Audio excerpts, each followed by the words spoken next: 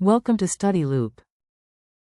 For this question, we're looking at the role of mutations in evolution, or for the process of natural selection. So a mutation is going to be a replacement, an addition, a deletion of some sort of nucleotide inside of the DNA structure. And that's going to alter what kind of proteins the organism makes and can alter their phenotype and genotype. So that gives rise to different types of organisms that can be separated through speciation. So the acquisition of some of these mutations is going to be random. There can be stimuli such as UV radiation, you can have different carcinogens in the environment, and these are going to target random sequences wherever they decide to hit. And so the proteins that arise can either be of three types.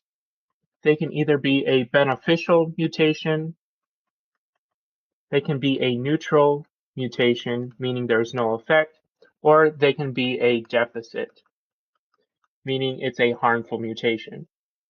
So the organisms that arise from this are going to be compared to the actual organism that does not have these mutations. So you're going to have the normal comparison type. And natural selection is going to select between these different organisms. So the organism that has this beneficial change, such as an increased efficiency to digest, absorb, or hunt for nutrients, has a greater likelihood to survive than this normal organism.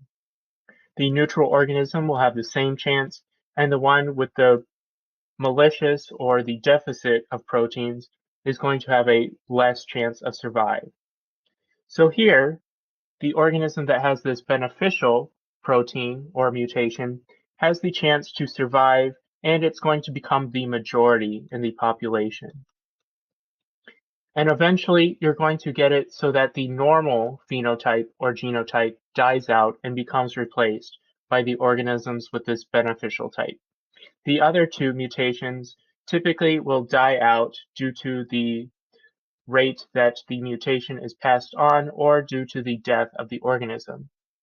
So here, although this mutation is random, natural selection is only going to select this beneficial group to make it become the majority. So natural selection has this non-random effect, whereas mutation does have that random effect.